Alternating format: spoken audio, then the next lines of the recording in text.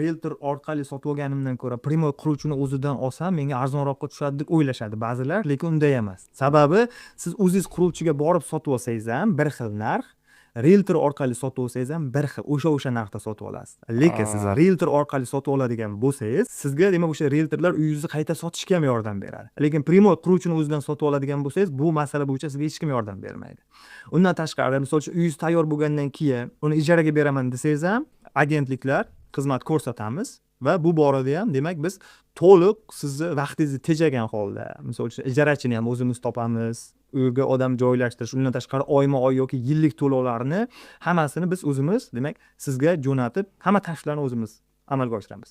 Hattoki o'sha uyda yuzaga kelishi mumkin bo'lgan har xil nosozliklar, suv oqib ketishi mumkin, chiroq o'chib qolishi mumkin, shu kabi mayda-chuda tashvishlarni ham hammasini biz o'zimiz, kompaniyamiz, maxsus bo'limlar bor, amalga oshiramiz. Siz faqatgina o'sha uyni sotib olasiz, ijarachidan pulni olasiz oyma-oy. Boshqa narsaga bosh qotirmaysiz.